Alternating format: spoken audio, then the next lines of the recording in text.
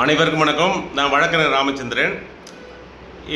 காசோலை வழக்கு செக் கேஸை பற்றி பார்ப்போம். எளிப்படையாக என்ன செக் கேஸில் இருக்குது, அதாவது செக் கேஸ் நம்மளை ஏமாற்றிட்டாங்க. நம்ம நெகஷியபிள் இன்ஸ்ட்ருமெண்ட் ஆக்ட் காசோலை வழக்கு கிரிமினல் வழக்கு கோர்ட்டில் போடுறோம். நம்மளுக்கு ஒருத்தர் 5 லட்ச ரூபாய் பணம் தர்றாருன்னா 1 லட்ச ரூபாய்க்கு 500 ரூபா நம்ம கோர்ட்டு கட்டணும். ஓகேவா, புரியுதா? அதாவது 5 லட்சத்துக்கு எவ்வளோனா 2500 கட்டணும். இப்போ தெரிஞ்சுங்க. இப்போ 50 லட்சத்துக்கு எவ்வளோ கட்டணும்னா 25,000 கட்டணும்.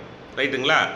இது எதுக்காகனா, இந்த வழக்கறிஞர்கள் கூட இந்த தொழில் ப்ரொஃபஷனல் எத்திக்ஸில் மனுதாரருக்கும் சரி கிளைண்ட்டுக்கும் சொல்ல மாட்டாங்க. இது உங்களுக்கு நான் எதுக்காகனா இது தெரிஞ்சுக்கணும். இதுமாரி நிறைய பேர் டவுட் கேட்டுருந்தீங்க. இது முக்கியமான பதிவு, கேட்டுங்க.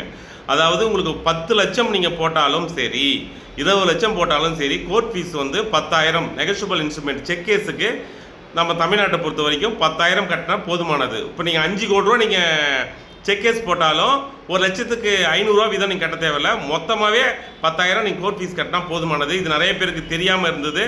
சரி, வழக்கறிஞர்கள் நிறைய பேர் தெரியப்படுத்த மாட்டாங்க. இருந்தாலும் மக்களுக்கு இது தெரியணும். அந்த அடிப்படையில் இந்த முக்கியமான ஒரு பதிவு தெரிஞ்சுங்க.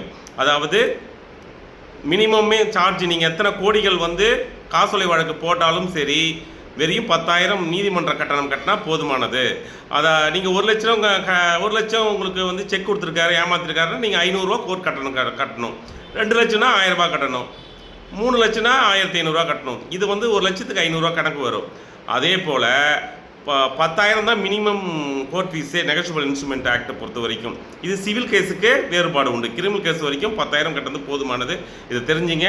நன்றி, வணக்கம். நம்ம சேனலை இப்போ தான் பார்க்குறீங்கன்னா சப்ஸ்கிரைப் பண்ணிட்டு பாருங்கள். நிறைய சட்ட தகவல் எல்லாம் கொடுத்துட்ருக்கேன். நன்றி, வணக்கம்.